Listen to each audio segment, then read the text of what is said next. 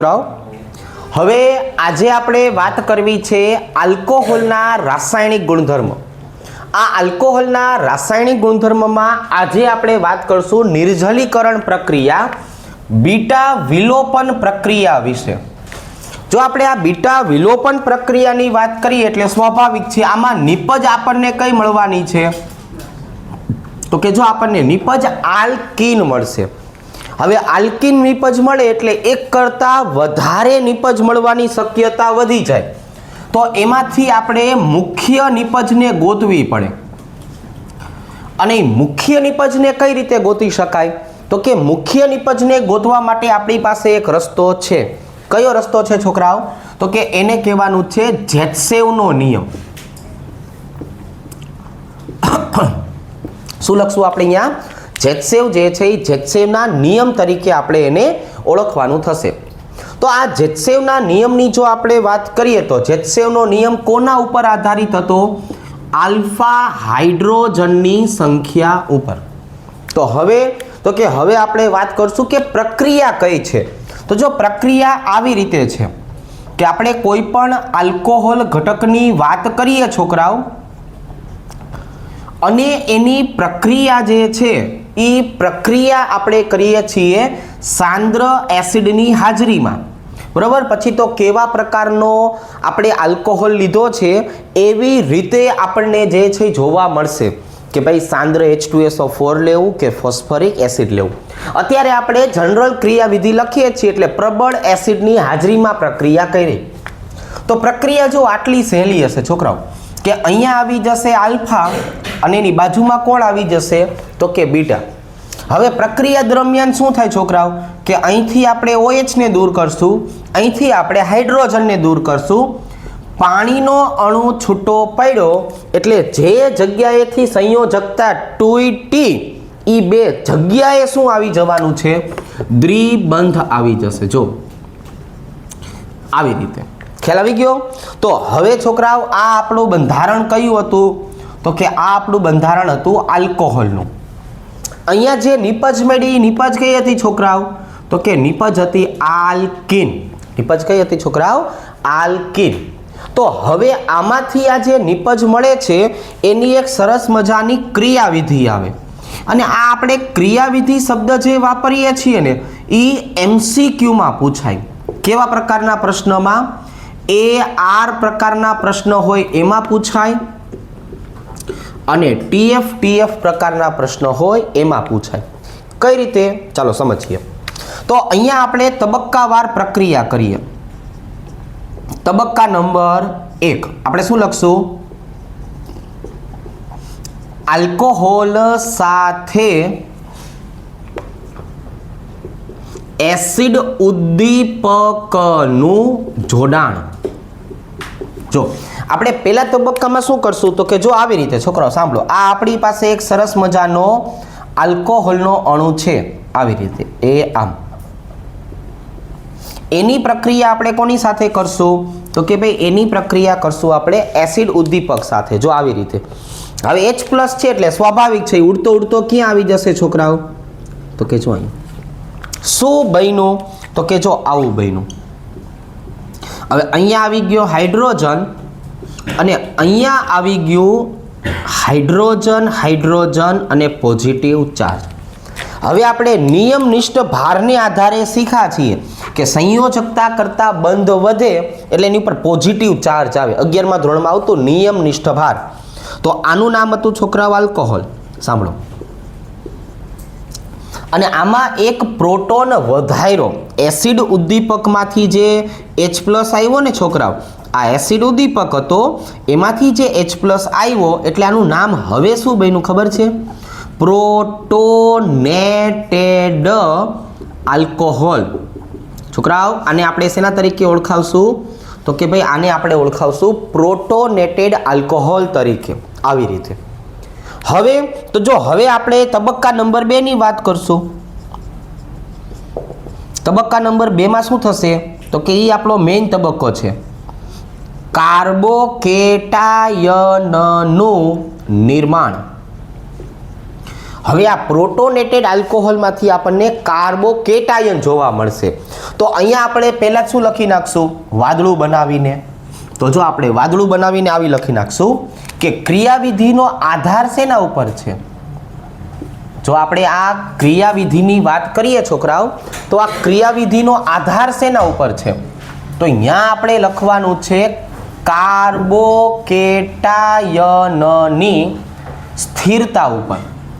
શેના ઉપર આધાર છે છોકરાઓ? કાર્બોકેટાયનની સ્થિરતા ઉપર. હવે ગમે ત્યારે કાર્બોકેટાયન આવે ને, કાર્બોકેટાયન એટલે તરત જ શું યાદ કરશું આપણે? 321 યાદ કરશું. શું કરશું યાદ છોકરાઓ? 321. આ યાદ રાખવાનું. કાર્બોકેટાયન આવે એટલે 321. આની કરતા આગળ છે બેન્ઝાઇલિક, એલાઇલિક બધા, પણ અત્યારે આપણે વાત કરશું 321. રેડી? જો આ 321 જે છે એટલે શું કહેવાય આને? તૃતીયક, દ્વિતીયક અને પ્રાથમિક. હવે આ કાર્બોકેટાયન જેટલો સરળ હશે, સ્થાયી હશે, એટલી પ્રક્રિયા નોર્મલી થઈ જશે. તો આ કાર્બોકેટાયન કઈ રીતે બને એ જોઈએ. જો કે અહીંયા આપણી પાસે કોણ આવેલું છે? હાઇડ્રોજન. અને આજે આપણે છોકરાઓ અહીંયા વાત કરી હતી ને પ્રોટોનેટેડ ઓક્સિજન, તો ઓક્સિજનની વિદ્યુત ઋણતા કાર્બન કરતાંય વધારે છે. એટલે વધારે વિદ્યુત ઋણતાવાળા ઘટકો જે રહ્યા ને એ લાંબો સમય માટે પોઝિટિવ ચાર્જ પોતાની પાસે રાખી શકે નહીં. બરાબર? એને જોર આવે. શું આવે છોકરાઓ? જોર આવે. એ જોર આવે એટલે એ શું કરશે? તરત જ અહીંથી પાણીનો અણુ છૂટો પાડી દેશે. જો અને હવે એમાંથી શું બની ગયું? તો કે હવે એમાંથી બની ગયું કાર્બોકેટાયન. આ પ્રક્રિયા જે છે એનો મેઇન તબક્કો કયો કહેવાય? તો કે મેઇન તબક્કો કહેવાય કાર્બોકેટાયન. જો આવી રીતે હવે કાર્બોકેટાયન બની ગયો પછી તો કે તબક્કા નંબર 3 તો ઘડીકમાં થઈ જાય. આ જો ઝડપી તબક્કો હોય તબક્કો 3, શું થશે છોકરાઓ? હવે કાર્બોકેટાયનમાંથી એસિડ ઉદ્દીપક મુક્ત થશે. મુક્ત થઈને શેનું નિર્માણ કરશે? આલ્કીનનું. શેનું નિર્માણ કરવાનો છે છોકરાઓ? આલ્કીન. ટપકા ટપકા ટપકા. તો હવે તો ખાલી શું કરવાનું છોકરાઓ? કે જ્યાં આપણે ઓલો હાઇડ્રોજન કારણ વગરનો બહાર કાઢ્યો હતો કે નહીં, એ હાઇડ્રોજનનો ઉલાર્યો કરવાનો. રેડી? જો અહીંથી કોણ છૂટું પડશે? હવે હાઇડ્રોજન છૂટો પડે. જો એરો શું દર્શાવે? હાઇડ્રોજન છૂટો પડે છે. હવે આ બે વચ્ચે શું થશે છોકરાઓ? તો કે દ્વિબંધનું નિર્માણ થશે. કારણ કે હાઇડ્રોજન જ્યારે H+ તરીકે છૂટો પડે ને ત્યારે બંધના ઇલેક્ટ્રોન આપીને જાય. બંધના ઇલેક્ટ્રોનનું દાન કરે. અને બંધના ઇલેક્ટ્રોનનું દાન કરે એ ઇલેક્ટ્રોન કોણ સ્વીકારશે? કાર્બોકેટાયન પોતે. એટલે હવે શું થયું? તો કે -H+. આપણે જે એસિડમાંથી H+ લીધો તો એ આપણે એને શું કર્યો? પાછો આપ્યો. અને એ બે કાર્બન વચ્ચે હવે તમે જોશો તો શું બની ગયું? દ્વિબંધ. અને દ્વિબંધ એટલે શું કહેવાય? આલ્કીન, આપણી મુખ્ય નિપજ. તો 3 તબક્કા થયા. ચલો પહેલા આટલી વસ્તુ MCQ માટે જ છે. બધું એ MCQ માટે શીખી લઈએ. તમે આવું જેટલું ડિટેલમાં શીખાશો ને એટલા MCQ સહેલા પડશે. જો નિર્જલીકરણની પ્રક્રિયાને બીટા વિલોપન કહેવાય. એની મુખ્ય નિપજ આલ્કીન હોય, એમાં એક કરતાં વધારે નિપજ મળતી હોય તો જેત્સેવના નિયમને આધારે આલ્ફા હાઇડ્રોજનની સંખ્યા ગણીને મુખ્ય નિપજ નક્કી કરવામાં આવે. આલ્કોહોલ H+ની હાજરીમાં પાણીનો અણુ દૂર કરશે એટલે આલ્કીન બનશે. આની ક્રિયાવિધિ દરમિયાન આપણને શું જોવા મળ્યું? તો કે પહેલા H+નો સ્વીકાર કરે, પ્રોટોનેટેડ આલ્કોહોલ બને, નિયમનિષ્ઠ ભારને આધારે પોઝિટિવ ચાર્જ આવે. નિયમનિષ્ઠ ભાર. જો આવી રીતે આ નિયમનિષ્ઠ ભારને આધારે એની ઉપર પોઝિટિવ ચાર્જ આવ્યો. હવે અહીંયાથી શું કરશે? કાર્બોકેટાયનનું નિર્માણ કરશે. આ એનો મેઇન તબક્કો કહેવાય, ધીમો તબક્કો કહેવાય, વેગ નિર્ણાયક તબક્કો કહેવાય. અને પછી તો એમાંથી તાત્કાલિકના ધોરણે H+ છૂટો પડશે અને આલ્કીન આપણને નિપજ તરીકે મળે. પણ અહીંયા જે કાર્બોકેટાયન બન્યો ને એટલે હવે આપણે 3 પ્રકારની પ્રક્રિયા સમજાવવી પડશે અને 3ની અંદર ઉદ્દીપકને ધ્યાનમાં રાખવો પડશે. રેડી? પણ પહેલા આટલું તમે લખી લ્યો. હવે આ જો છોકરાઓ સાંભળો, આપણે આલ્કોહોલના નિર્જલીકરણની જો વાત કરીએ તો આવી રીતે થોડુંક એવું એમસીક્યુનું કામ કરીએ.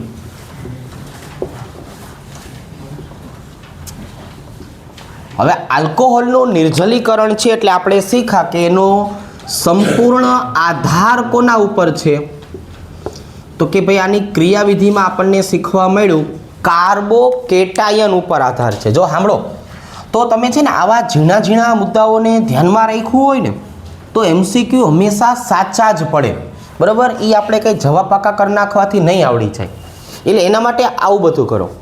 હવે જો હું કાર્બોકેટાયનની સ્થિરતાની વાત કરું તો જો પહેલાં આપણે લઈએ તૃતીયક આલ્કોહોલ. એટલે ગઈકાલે આપણે લ્યુકાસ કસોટીમાં સમજાયું હતું કે તૃતીયક આલ્કોહોલ તો વધારે સ્થાયી હોય, કેમ કે એમાંથી શું બને? તૃતીયક કાર્બોકેટાયન. તો આનું નિર્જલીકરણ કરવું સરળ છે. કેવું છે? સરળ. અને કેટલું સરળ કે તમે 20% H3PO4 વાપરો અને માત્ર ને માત્ર 358 કેલ્વિન તાપમાને પ્રક્રિયા કરો તો પણ પ્રક્રિયા સરળતાથી થાય છે. બીજા નંબરની વાત કરીએ કે હું ભાઈ લઉં કોણ? તો કે ભાઈ દ્વિતીયક આલ્કોહોલ લઉં. તો જો દ્વિતીયક આલ્કોહોલ લેવામાં આવે એટલે સ્વાભાવિક છે આમાંથી દ્વિતીયક કાર્બોકેટાયન બને. આપણે અહીંયા કાર્બોકેટાયનની સ્થિરતા આવશે એટલે તમે આવું યાદ રાખી લેશું. લેજો કે 321 મિથાઇલ.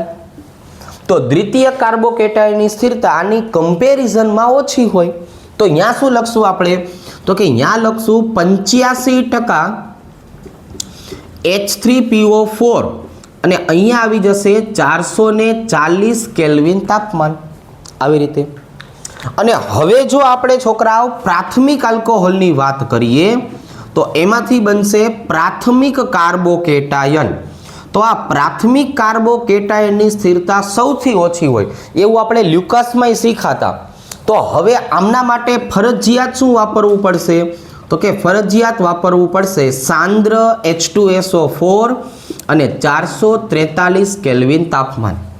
તો અહીંયા આપણે ભાઈબંધ કેવું પડશે? તો કે હા કેવું પડશે, વાદળું બનાવવું જરૂરી છે. શું વાદળામાં આપણે દર્શાવવું જરૂરી છે? કે H2SO4ની પ્રબળતા H3PO4 કરતાં ઘણી બધી વધારે છે. એટલે વધારે પ્રબળ એસિડ કોણ હોય? H2SO4. એટલે પ્રાથમિક માટે આપણે H2SO4 ને બોલાવવો પડશે. આ ફોસ્ફોરિક એસિડથી માનવાનો નથી. બરાબર? ચાલો, તો હવે આ જે 3 કન્ડિશન રહીને એ તમને આવડતી હોય તો MCQ તમને બહુ સહેલા પડે. હવે આમે કોના માટે લખાવ્યા? તો કે ભાઈ ઘણી વખત ચક્રીય પ્રણાલી આપી હોય. જો ચક્રીય પ્રણાલીમાં આવા પ્રકારના આલ્કોહોલ હોય તો એ કયા થયા? જો તૃતીયક આલ્કોહોલ. ચક્રીય પ્રણાલીમાં છોકરાઓ આવા પ્રકારના આલ્કોહોલ આપ્યા હોય તો આ કયા થયા? દ્વિતીયક આલ્કોહોલ. કેમ કે આવું બધું આપી દીધું હોય ને એટલે આપણને MCQમાં અઘરું પડે. આપણે શાંતિથી વિચારવા જઈએ કે મૂળ તો આ તૃતીયક આલ્કોહોલ જ છે, મૂળ તો આ દ્વિતીયક આલ્કોહોલ જ છે. ટપા પડી ગયા? તો આવી વસ્તુ હોય ને ત્યાં અઘરું પડે, બાકી કોઈ વસ્તુ અઘરી હોતી નથી. કેમ કે આપણે પ્રક્રિયા રેખીયમાં સમજતા હોય, MCQ આપણને આવા ચક્રીયના પૂછી લે. બસ એટલે આપણે ખાલી એટલું યાદ રાખવાનું કે અહીંયા મને CH2 દેખાઈ ગયું છે એટલે આને શું કહેવાય? પ્રાથમિક આલ્કોહોલ. રેડી? હવે આની નીપજ એની રાતે બનાવી નાખજો. હવે આપણે જો બધી પ્રક્રિયાઓ સમજીએ કે ભાઈ હું તૃતીયક આલ્કોહોલ લઉં આવી રીતે, તો મારે આની પ્રક્રિયા કોની હાજરીમાં કરવાની છે? તો કે આપણે ઉપર બધી કન્ડિશન દર્શાવી છે કે તૃતીયક કાર્બોકેટાયન તો સૌથી વધારે સ્થાયી હોય. 20% H3PO4ની હાજરીમાં આપણે ગરમ કરશું. તાપમાન મેં ઉપર લખ્યું છે. પ્રક્રિયા દરમિયાન શું થશે? અહીંયાથી OH, અહીંયાથી હાઇડ્રોજન એટલે H2O અણુ છૂટો પડી જશે. અને હવે છોકરાઓ આપણને નિપજમાં શું મળવાનું છે? તો કે ભાઈ જો નિપજમાં એકદમ સરળતાથી આવું મળશે. કેવું મળશે? આવું મળશે. આવું પહેલાં ઘાય જ વ્યવસ્થિત શીખી ગયા હોય કે નહીં, પછી હવે આની બીજી વખત જરૂર જ ન પડે, એકદમ મગજમાં બેસાડી દઈશું. આ કોણ? તો કે આ છે તૃતીયક બ્યુટાઇલ આલ્કોહોલ. અને આનું નામ શું થશે છોકરાઓ? આઇસોબ્યુટીન. લ્યો રેડી? જો હવે તો કે હવે જો હું દ્વિતીયકની વાત કરું તો એનું ઉદાહરણ આપણી પાસે છે આવી રીતે છોકરાઓ. જો આઇસોપ્રોપાઇલ આલ્કોહોલ.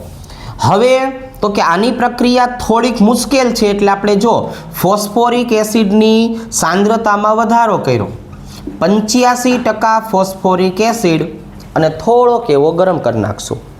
પ્રક્રિયા શું થશે?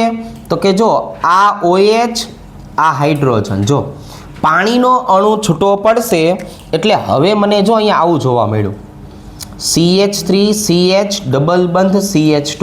બરાબર? હવે મેં એને ઉપર લખી નાખ્યું, ચાલે નહીં? તો આનું નામ શું બન્યું છોકરાઓ? તો કે જો આનું નામ બન્યું આઇસોપ્રોપાઇલ આલ્કોહોલ. અને અહીંયા શું આવી ગયું? જો પ્રોપીન. તો આ કેવું કામ થયું ખબર છોકરાઓ? MCQ નું કામ એ થયું અને થિયરીનું કામ એ થયું. જો બધી વસ્તુનો કોમ્બો થઈ ગયો. હવે આપણને ગમે તેવો પ્રશ્ન પૂછે તો આવડે છે. ખાલી આપણી ફરજમાં શું આવશે? આ બધું યાદ રાખવું પડે. સમજણ પડી ગઈ કે નહીં? આ બધું મેં ભણાઈ તો દીધું, પણ ખાલી તમારે હવે યાદ રાખવું પડે કે આટલું યાદ રાખો તો MCQ થઈ જાય, નીચેનું યાદ રાખો તો થિયરીનું કામ થઈ જાય. બસ આ યાદ રાખવું પડે ટાઈમ કાઢીને, હો, તો આપણને બધું આવડે. બાકી આપણે લેખ જ કરશું તો એનો કંઈ મેળ જ નહીં આવે. હવે આ જો પ્રાથમિક આલ્કોહોલ. પ્રાથમિક આલ્કોહોલમાં છોકરાઓ શું હોય? તો કે આ એમનેમનો પ્રક્રિયા આપે. આના માટે સાંદ્ર H2SO4 ની જરૂર પડે જ. આવી રીતે જો પ્રક્રિયા તો સહેલી છે. અહીંથી OH અને અહીંથી H2O, સોરી હાઇડ્રોજન, એટલે H2O છૂટો પડી ગયો. પણ જે તે ટાઈમે યાદ આવે એ સૌથી અગત્યનું. જે તે ટાઈમે યાદ આવે એ સૌથી અગત્યનું. ચાલો, તો આ કોણ છોકરાઓ? આ ઇથેનોલ. આ કોણ છોકરાઓ? જો ઇથિન. તો હવે આપણે પહેલાં એની ક્રિયાવિધિ શીખા MCQ માટે. ઉપલો માળ અહીંયા આખો દર્શાવ્યો MCQ માટે. અહીંયા સમજૂતી આપી, અહીંયા સમજૂતી આપી, આ બધું MCQ માટે. નીચેની પ્રક્રિયા જે છે થિયરી માટે. આટલું વ્યવસ્થિત કામ કરો ને કોઈ પણ ટોપિકની પાછળ જાગતા એટલે આવડે જ. શું થાય ભાઈબંધ? આવડે જ. હવે આ જો છોકરાઓ, આલ્કોહોલનું ઓક્સિડેશન આપણે આલ્ડીહાઇડ અને કીટોનની બનાવટ વખતે ભણી ગયા છીએ, પણ એક વખત તેમ છતાં વ્યવસ્થિત રીતે કામ કરવાનું છે. કઈ રીતે? જો પહેલાં આપણે આને બે ભાગમાં વહેંચી દઈએ. પેલું જે આપણે કામ કરશું ને છોકરાઓ, એ ઓક્સિડેશન કર્તાની સાપેક્ષમાં કરશો. પણ આ ઓક્સિડેશન કરતા કયા હશે છોકરાઓ? તો કે જો બે પ્રકારના. એક આવશે PCC અને બીજું આવશે CrO3 અથવા KMnO4. એટલે પ્રબળ અને નિર્બળ ઓક્સિડેશન કરતા. આ ભાઈબંધને આપણે નામ તો આમ જ આપશું, ઓક્સિડેશન કરતા. પણ અહીંયા કોણ હશે છોકરાઓ? ધાતુ. અહીંયા કોણ હશે છોકરાઓ? ધાતુ. કઈ રીતે? જો અહીંની જો આપણે વાત કરીએ ધાતુ ઓબ્લિક તાપમાન, અને તાપમાન ફિક્સ છે. કેટલું? 573 કેલ્વિન તાપમાન. ધાતુ આપણી પાસે બે પ્રકારની છે. આપણે કોપર ઓબ્લિક 573 કેલ્વિન લઈએ તોય ચાલે, અથવા એની બદલે સિલ્વર પણ લઈ શકાય. પણ હવે આપણને ખબર છે અત્યારે ચાંદીનો ભાવ વધી ગયો છે, એટલે આપણે કોપર ઉપર ફોકસ રાખશું. બેયમાં પ્રક્રિયા સેમ ટુ સેમ થશે, થોડીક એવી ચેન્જીસ સાથે. શું ચેન્જીસ આવશે? હાલો ઘડીક ધ્યાન રાખો. જો MCQ માટે પહેલાં કરાવું છું. આ PCC ની વાત કરવામાં આવે તો આ આપણો ભાઈબંધ નિર્બળ ઓક્સિડેશન કરતા છે, અને એનું એક જ કામ છે. શું કામ છે? One step oxidation. આ ભાઈબંધ કોના માટે બનેલો છે? તો કે આ ભાઈબંધ પ્રાથમિક આલ્કોહોલ માટે બન્યો છે. અને પ્રાથમિક આલ્કોહોલનું રૂપાંતરણ શેમાં કરશે? તો કે આલ્ડીહાઇડમાં. આ બે ભાઈબંધની જો વાત કરવામાં આવે છોકરાઓ, તો આ બે ભાઈબંધને આપણે દર્શાવશું પ્રબળ ઓક્સિડેશન કર્તા તરીકે. અને આ પ્રબળ ઓક્સિડેશન કર્તાની વાત કરીએ તો ઈ કોના માટે આપણે બનાવ્યા છે? તો કે ઈ આપણે દ્વિતીયક આલ્કોહોલ હોય એના માટે બનાવ્યા છે. અને દ્વિતીયક આલ્કોહોલનું રૂપાંતરણ આ બે ભાઈબંધ શેમાં કરવાના છે? કીટોનમાં કરશે. શેમાં? કીટોનમાં. અને અહીંની જો આપણે વાત કરીએ તો અહીંયા તૃતીયક આલ્કોહોલનું કાંઈ થતું નથી. અહીંની જો હું વાત કરું તો અહીંયા તૃતીયક આલ્કોહોલનું કાંઈ થતું નથી. અહીંયા આમની જો વાત કરવામાં આવે છોકરાઓ, તો આ તો થોડાક ઉત્સાહી જેવું છે. જો પ્રાથમિક આલ્કોહોલ લીધો હોય તો આલ્ડીહાઇડ બનાવશે. દ્વિતીયક આલ્કોહોલ લીધો હોય છોકરાઓ તો એનું રૂપાંતર કીટોનમાં કરી નાખશે. અને જો તૃતીયક આલ્કોહોલ લીધો હશે ને તો એનું રૂપાંતર આલ્કીનમાં કરી નાખશે. શેમાં કરી નાખશે છોકરાઓ? આલ્કીનમાં. પ્રક્રિયા બાકી બધી સરખી, ખાલી એક ઓવર સ્ટેપ આમાં કયું આવ્યું? તો કે આ ભાઈબંધ બેઠો બેઠો તૃતીયક આલ્કીનનું રૂપાંતર આલ્કીનમાં કરશે. સોરી શક્તિમાન, તૃતીયક આલ્કોહોલનું રૂપાંતર શેમાં કરી નાખશે? આલ્કીનમાં કરી નાખશે. બરાબર? અમે અહીંયા માણા રાખ્યા છે, એ ટાઈમે ટાઈમે અમારી ભૂલ કાઢતા રહેશે, સારું પડે છે. ચાલો હવે અહીંયા આપણે પ્રક્રિયા જોઈએ. જો એકદમ સરળ છોકરાઓ. કેવી? એકદમ સરળ. કેમ કરતા? આમ કરતા. ચલો, પ્રાથમિક આલ્કોહોલ છે એટલે શું લેવાય? PCC. પ્રાથમિક આલ્કોહોલ છે છોકરાઓ એટલે શું લેવાય? PCC. આને યાદ રાખજો, પ્રિડિનિયમ ક્લોરોક્રોમેટ. આપણે આલ્ડીહાઇડ અને કીટોન વખતે બંધારણ સાથે બધું લખાવેલું છે હો. ભણીને ભૂલીને જ જવાનું. બરાબર? એક જ વાર અહીંયા આવવાનું હોય, આઈ ન કરવાનું હોય. હવે તો અહીંયા એનું ઓક્સિડેશન થશે. અહીંયા શું થશે છોકરાઓ? એનું ઓક્સિડેશન થશે. એટલા જ કાર્બન વાળો આલ્ડીહાઇડ બનશે. શું બનશે? એટલા જ કાર્બન વાળો આલ્ડીહાઇડ બનશે. જોવો છે, નામ લખવાના. રિયાપીબલ આવડશે નામ લખતા? આનું નામ શું છે છોકરાઓ? આનું નામ ઇથેનોલ. અરે વેરી ગુડ. તો એમાંથી શું બનશે? ઇથેનોલ. આ ભાઈબંધનું નામ બોલો જોઈ. Benzyl alcohol. છોકરાઓ આને આવું કહેવાય, બેન્ઝાઇલ આલ્કોહોલ. અને આ આપણો ભાઈબંધ કયો? બેન્ઝાલ્ડીહાઇડ. આને શું કહેવાય? બેન્ઝાલ્ડીહાઇડ. હવે એક આપણે દ્વિતીયક આલ્કોહોલ લઈએ. CH3CHCH3OH. આની પ્રક્રિયા છોકરાઓ CrO3 અથવા KMnO4 ની હાજરીમાં કરો તો અહીંયા જે ઓલો દ્વિતીયક રહ્યો ને, દ્વિતીયક, એ દ્વિતીયક ભાગનું રૂપાંતર શેમાં થઈ જશે? તો કે ભાઈ કીટોનમાં થઈ જશે. જો શેમાં થઈ જશે? કીટોન જે છે એ કીટોનમાં થઈ જશે. હવે આ પ્રક્રિયા કેમ થઈ જરાક એની પણ વાત કરી દઈએ. જો પ્રક્રિયા માટે શું કરવાનું? અહીંથી હાઇડ્રોજન લેવાનો, અહીંથી હાઇડ્રોજન લેવાનો અને H2 ને છૂટો પાડવાનો. રેડી? પ્રક્રિયા દરમિયાન શું કરવાનું? આ બે હાઇડ્રોજન છે એ જોડાય અને H2 છૂટો પડે. જો આ બે હાઇડ્રોજન છે એ જોડાય અને H2 જે છે એ છૂટો પડે. જો તમે અહીંથી તરફ જોશો તો અહીં આપણે દેખાશે. નવી પ્રક્રિયામાં એમ લખીને પણ દેખાડવાલો. તો આ કોણ હતું? તો કે આ હતું આઇસોપ્રોપાઇલ આલ્કોહોલ. સાંભળજો, આ કોણ હતું? આઇસોપ્રોપાઇલ આલ્કોહોલ. અને આ બની ગયું એસીટોન. રેડી? જો આમાંથી કઈ રીતે હાઇડ્રોજન દૂર થયા ને અહીંયા લખીને સમજાવું. હાલો, પ્રક્રિયા બેમાં સેમ ટુ સેમ છે, ખાલી આ જે વચ્ચેવાળો ઉદ્દીપકનો ભાગ છે ને એ બદલાશે. રેડી? જો કઈ રીતે, ચાલો સમજીએ. અહીંયા જો ઇથેનોલને હું આવી રીતે લખું છું છોકરાઓ, જોવો જોઈએ આવી રીતે. આમાં કોઈને વાંધો ખરા? તો કે ના. અહીંયા કોપર અને 573 કેલ્વિન તાપમાને પ્રક્રિયા થાય. હવે હું જો દ્વિતીયક આલ્કોહોલ તરીકે આઇસોપ્રોપાઇલ આલ્કોહોલ લઉં, જો આવી રીતે છોકરાઓ, અહીંયા આવી જશે CH3. આની પ્રક્રિયા કોની હાજરીમાં કરશું? તો કે કોપર અને 573 કેલ્વિનની હાજરીમાં.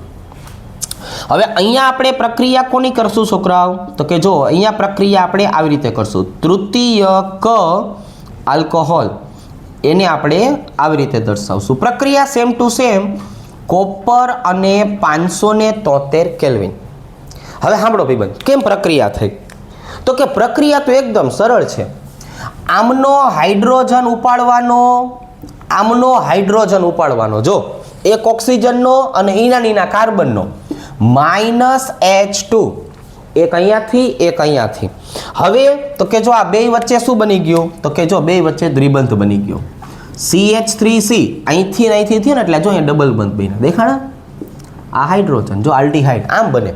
પ્રક્રિયા આમાં આવી રીતે થાય. રેડી. હવે અહીંયા જુઓ છોકરાઓ, એક હાઇડ્રોજન અહીંથી ઉપાડી લેવાનો છે, કોઈને ખબર ન પડે એમ. ભાઈબંધુ તો સોલાઈ ગયો હું. અહીંયાની આપણે વાત કરીએ તો એક હાઇડ્રોજન જો અહીંથી આપણે ઉપાડશું. કેમ કરતા? તો કે જો આવી રીતે, -H2. રેડી? ચાલો આવી રીતે. તો અહીંયા શું આવી ગયું છોકરાઓ? CH3C ડબલ બંધ OCH3 આવી રીતે. પણ નાની ઉંમરે લગ્ન ન કરાય. હવે અહીંયા જુઓ છોકરાઓ, આવું થયું. હવે અહીંની જો વાત કરીએ તો આ તૃતીયક છે. તૃતીયકમાં જો આમ અહીંથી OH, અહીંથી H, અહીંયા પાણીનો અણુ છૂટવો પડે, કારણ અહીંયા આલ્કીન બનાવવાની છે. શું બનાવવાની છે છોકરાઓ? આલ્કીન. આવી રીતે જો અહીંયા આવી ગયું CH3, અહીંયા આવી ગયું ડબલ બંધ. રેડી? જોવો જોઈએ. પ્રક્રિયા તો બધાને સમજાઈ જશે ને. હવે ક્યાંથી કયા ઘટકો દૂર થયા. નામ લખવાની વાત છે. લખ નાખો નામ. હાલો લખ નાખીએ. આ કોણ? ઇથેનોલ. આ કોણ? ઇથેનાલ. આ કોણ છોકરાઓ? આઇસોપ્રોપાઇલ આલ્કોહોલ. અને આ કોણ છોકરાઓ? એસીટોન. આ કોણ છોકરાઓ? તૃતીયક બ્યુટાઇલ આલ્કોહોલ. આ કોણ છોકરાઓ? આઇસોબ્યુટીન. રેડી? જો આવી રીતે. હમણાં થોડીક વાર નિર્જલીકરણની પ્રક્રિયા શીખા આપણે, જો ત્યારે આ જ પ્રક્રિયા હતી ને, આવી રીતે પણ થઈ શકે. તો આ મારા ખ્યાલથી છોકરાઓ વધારે પ્રમાણમાં MCQમાં અને પરિવર્તનના ભાગ તરીકે હોઈ શકે. થિયરીમાં પૂછવાના ચાન્સીસ ઓછા છે, કેમ કે થિયરીમાં આપણી પાસે નામવાળી પ્રક્રિયાઓ ઘણી બધી છે. બરોબર? એટલે નામવાળી પ્રક્રિયા હોય ને, રીમર, ટીમાન, કોલ્બે, સ્મિથ, આવું પૂછાવાના ચાન્સ વધારે હોય. તો આ પરિવર્તનનો ભાગ હોઈ શકે, MCQનો ભાગ હોઈ શકે. આવું ઝીણું બધું ડિટેલમાં કામ કરીએ ને, એટલે થોડુંક ઠીક રહે. કેવું રહે? થોડુંક ઠીક રહે. ચાલો આ જો હાલો, હવે આપણે વાત કરવી છે રીમર ટીમાન પ્રક્રિયા વિશે. જો પૂછાય એવી છોકરાઓ પ્રક્રિયા, મોસ્ટ IMP. હવે જો આપણે રીમર ટીમાનની વાત કરીએ ને, તો થોડુંક એવું પહેલા એક્સ્ટ્રા સમજાવીએ. આને આધારે આપણને પ્રક્રિયા થોડીક એવી સરળ લાગશે. આની છે છોકરાઓ ક્રિયાવિધિ ભણવાની આવતી નથી, પણ ક્રિયાવિધિમાં એક ઘટક આવશે. એ ઘટકને બોલવામાં આવે છે કાર્બિન. છોકરાઓ શું બોલવામાં આવે છે? કાર્બિન તરીકે ઓળખવામાં આવે છે. કાર્બિનનો મતલબ એવો થયો, કાર્બનનું મધ્યવર્તી સ્વરૂપ. આપણે 4 સ્વરૂપની વાત કરી હતી: કાર્બ કેટાયન, કાર્બ એનાયન, કાર્બિન અને મુક્ત મૂલક. પણ એમાંથી આ ત્રીજા નંબરનું સ્વરૂપ છે ને, એને કાર્બિન તરીકે ઓળખશું. જો આવી રીતે છોકરાઓ, એની સંયોજકતા આવી રીતના હશે અને પોતે તટસ્થ હશે. 6 ઇલેક્ટ્રોન ધરાવતું છોકરાઓ તટસ્થ બંધારણ, એટલે એને કાર્બિન તરીકે ઓળખાય. શેના તરીકે ઓળખાય? કાર્બિન તરીકે. તો આમાં એક વસ્તુ આપણે આ યાદ રાખશું, કાર્બિન બને છે. બીજું છોકરાઓ આપણે ડાયોલ શીખવાડ્યા હતા તમને. એ ડાયોલની વાત કરીએ તો એના બે પ્રકાર હતા. ડાયોલના કેટલા પ્રકાર હતા? બે પ્રકાર હતા. જો આ બધું શીખજો. એક હતું છોકરાઓ વિસિનલ અને એક હતું છોકરાઓ જેમિનલ. તો વિસિનલ અને જેમિનલની વાત કરીએ તો આવી રીતે. વિસિનલનો મતલબ શું થાય? તો કે ભાઈ એનો મતલબ એવો થાય બાજુના કાર્બન ઉપર આવે. ક્યાં આવે છોકરાઓ? બાજુના કાર્બન ઉપર જો OH આવે તો એને વિસિનલ કહેવાય. અને જેમિનલનો મતલબ શું થાય?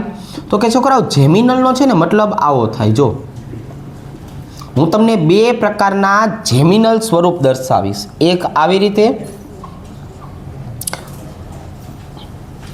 અને એક આવી રીતે. જો હા, રેડી? તો જેમિનલ ડાયોલ છે ને કોઈ દિવસ સ્થાયી ન રહી શકે. જેમિનલ ડાયોલ હોય કોઈ દિવસ સ્થાયી ન રહી શકે. શું કામ?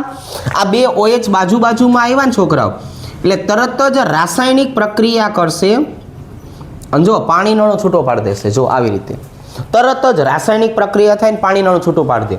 એટલે હવે આ બે વચ્ચે દ્વિબંધ બની જાય. તો જે જેમિનલ ડાયોલ રહ્યા ને એ કાં તો આલ્ડીહાઇડ બનાવી નાખે, અને જો આવા પ્રકારનું બંધારણ હોય છોકરાઓ તો એ કીટોન બનાવી નાખે. જો આવું થાય એટલે એમાંથી તરત જ આપણને આલ્ડીહાઇડ અથવા તો કીટોન જે છે એ કીટોન બનેલું જોવા મળે. એટલે જેમિનલ ડાયોલ કોઈ દિવસ સ્થાયી હોતા નથી. અહીંયા આ બે વસ્તુ બનશે. આપણે આની વાત કરીએ તો અહીંયા બે વસ્તુ બનશે. એટલે જ્યારે અઘરા MCQ કાઢવાના હોય ને છોકરાઓ ત્યારે આવી રીતનું હોય. અઘરા MCQ જ્યારે પૂછવાની ટ્રાય કરતા હોય ને ત્યારે આવી વસ્તુ હોય. તો એને ધ્યાનમાં રાખશું. ઓકે, ચાલો. તો રીમર ટીમાન પ્રક્રિયા છે તો પહેલાની ઓળખાણ શું? તમને કેમ ખબર પડશે? તમને પ્રક્રિયા છે MCQ એમાં રીમર ટીમાન આપી છે તો આપણે યાદ રાખશું ફિનોલ હશે. આપણે શું યાદ રાખશું? ફિનોલ હશે. અને કોણ હશે? ક્લોરોફોર્મ. આલ્કલી માધ્યમની અંદર છોકરાઓ શેમાં આવશે? આલ્કલી માધ્યમની અંદર ક્લોરોફોર્મ આપવામાં આવશે. આ એની ઓળખાણ થઈ. આની છોકરાઓ પછી આપણે કીધું એમ કે યાદમાં શું રાખવાનું છે? કાર્બિન શબ્દને યાદ રાખવાનો છે. પછી જેમિનલ ડાયોલ યાદ રાખવાનું છે. બરાબર? આ બે શબ્દ તમે આવા યાદ રાખતા થાવ ને તો આપણને થોડુંક એવું સરળ રહેશે. હાલો હવે તો પ્રક્રિયા સમજાવીએ. પ્રક્રિયામાં શું કરશું? તો કે જો પ્રક્રિયામાં ફિનોલની પ્રક્રિયા કરવાની છે. ફિનોલ રહ્યો ને છોકરાઓ એ એમનેમ પ્રક્રિયા ન કરે. આપણા ઘણે ઓલા મજૂર આવ્યા હોય ને તો તમે જોજો મજૂર પહેલાં કામ ચાલુ જ ન કરે. તમારે પહેલાં એને શું કરવું પડે? ચા પાવી પડે. એમ ફિનોલ ક્યારે કામ ચાલુ કરે? તમે એને પહેલાં NaOH પાઈ દો ને પછી જ કામ ચાલુ કરશે. જો એટલે થોડુંક એવું એને આપણે NaOH પાઈ દઈએ. તમે જેવો NaOH પાસો ને પછી એને કોટો ચડે. શું થાય છોકરાઓ? એ કે હવે કોટો ચડ્યો સેટ, હવે કામ ચાલુ કરી. તો અહીંયા આ ફિનોલને આપણે NaOH પાઈ દીધો એટલે એને શું કર્યું છોકરાઓ? તો કે જો સોડિયમ ફિનોક્સાઇડ બનાવી નાખ્યો. આ એનું દ્રાવ્ય સ્વરૂપ છે. પ્રક્રિયા કરાવરાવી હોય તો માધ્યમની જરૂર પડે તો માધ્યમ આપવા માટે એને સોડિયમ ફિનોક્સાઇડમાં રૂપાંતર કરવું જરૂરી છે. હવે એ પ્રક્રિયા આપશે. હવે પ્રક્રિયા કઈ રીતે આપશે? તો કે ભાઈ હવે આપણે આમની પ્રક્રિયા કોની હાજરીમાં કરશું? તો કે ભાઈ આમની પ્રક્રિયા ક્લોરોફોર્મની હાજરીમાં કરશું. જો આ ક્લોરોફોર્મની પ્રક્રિયા કેમ થાય? તો કે અહીંથી હાઇડ્રોજન, અહીંથી ક્લોરીન, માઇનસ HCl. જો શું બની ગયું છોકરાઓ? Minus HCl. અહીંયા શું આવી ગયું? તો કે અહીંયા જો મધ્યવર્તી ઘટક આવી ગયો છોકરાઓ. કોણ આવી ગયું? મધ્યવર્તી ઘટક CH, Cl અને Cl. જો આજે બન્યું ને મધ્યવર્તી કાર્બિન સ્વરૂપ કહેશું આપણે. આની પ્રક્રિયા આપણે કોની હાજરીમાં કરવી છે?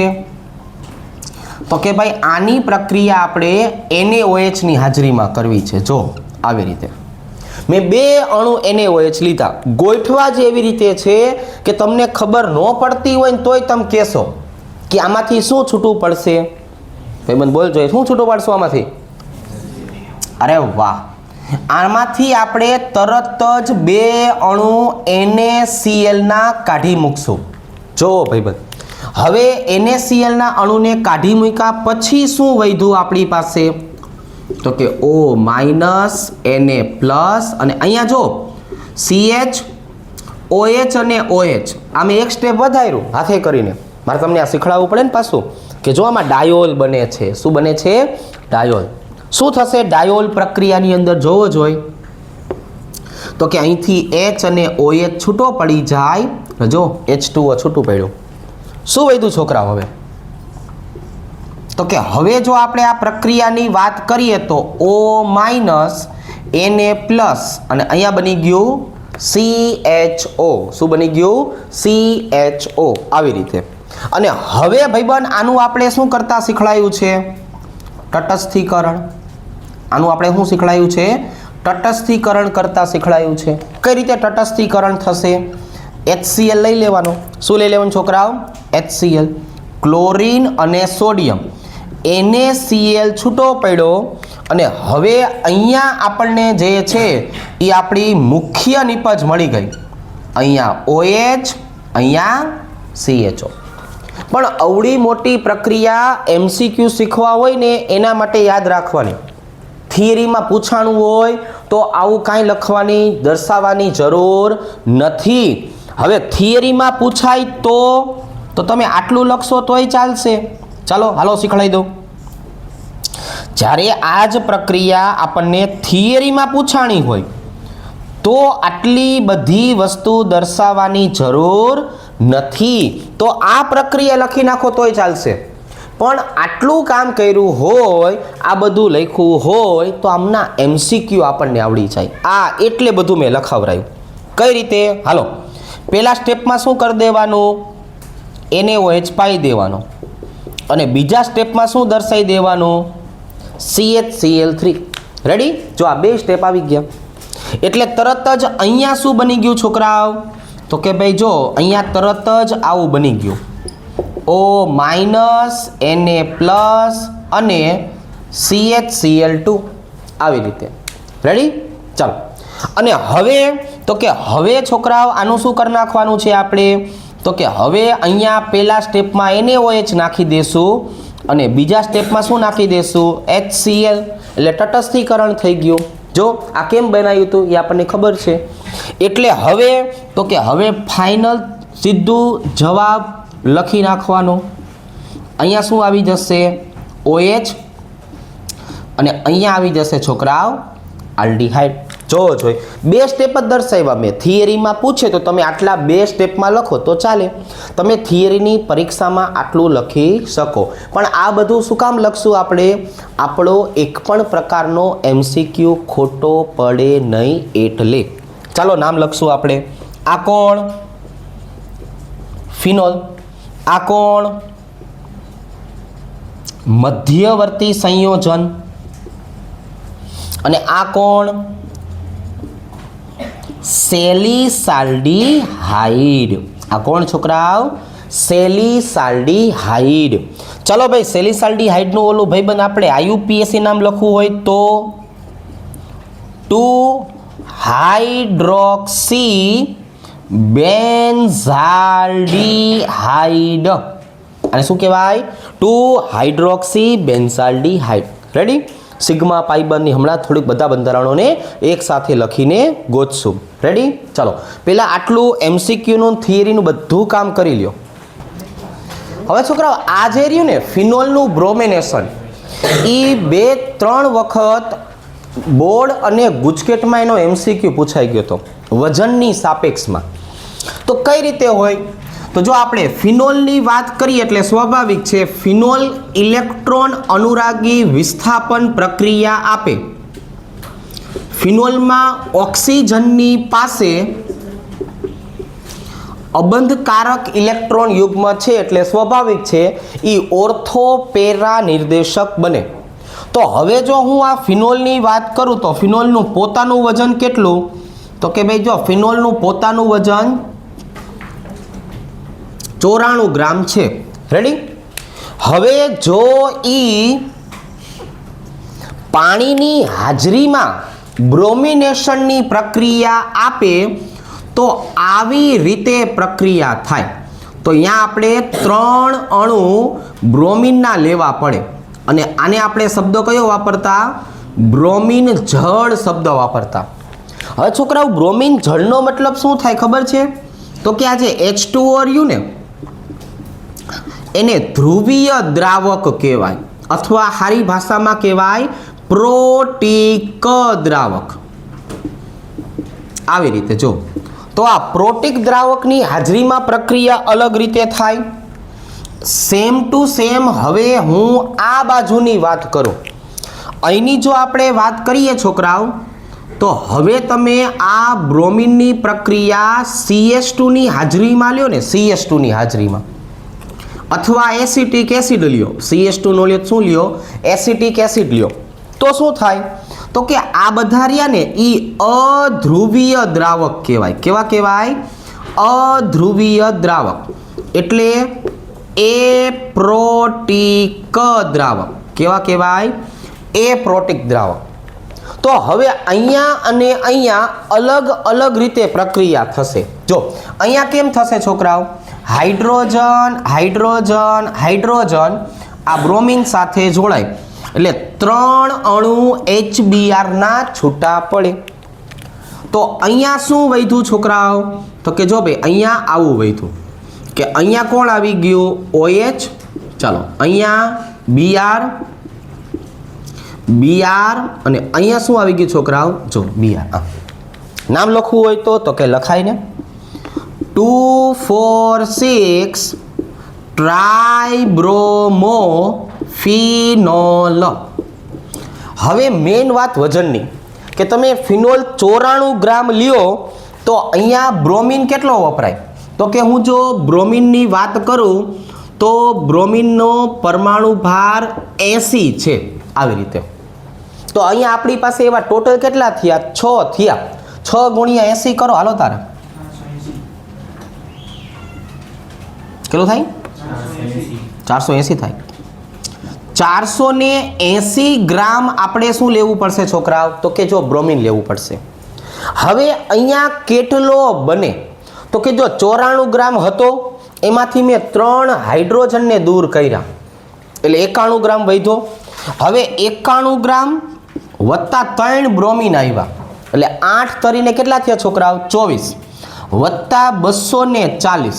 ચાલો કેટલો બનશે જરાક જોવો જોઈએ. 331 ગ્રામ આપણને શું જોવા મળશે? 2,4,6 ટ્રાઇબ્રોમોફિનોલ. વજન કેમ આવ્યું ખબર પડી ને કે 94 ગ્રામ હતું, 3 હાઇડ્રોજનને દૂર કર્યા એટલે 91 ગ્રામ અને 3 બ્રોમિન ઉમેર્યા. ચાલો આ બાજુએ શું થશે પ્રક્રિયામાં? તો કે માત્ર મુખ્ય નિપજ તરીકે ઓર્થો પેરા નિપજ મળે અને આપણે એના માનાંક તરીકે આપણે શું લઈએ છીએ? પેરા બ્રોમોફિનોલ. એટલે મારે IUPAC નામ લખવું શું લખાય? 4 બ્રોમોફિનોલ. તો જો અધ્રુવીય દ્રાવકની હાજરીમાં આ નિપજ અને ધ્રુવીય દ્રાવકની હાજરીમાં આ નિપજ. હવે અહીંયા તમને ખ્યાલ આવી ગયો કે ભાઈ પેરા સ્થાનમાંથી એક હાઇડ્રોજન જોડાય એક બ્રોમિન સાથે એટલે HBr છૂટો પડે.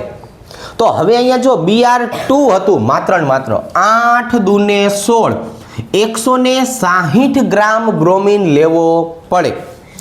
અહીંયા શું થયું? એક જ હાઇડ્રોજન દૂર થયો. 94 માંથી એક જાય એટલે કેટલા વધ્યા? 93. તો અહીંયા હું કઈ રીતે તમને સમજાવીશ? 93 વત્તા 80. 93 વત્તા 80 તો અહીંયા આવશે 173 ગ્રામ આપણી નિપજ.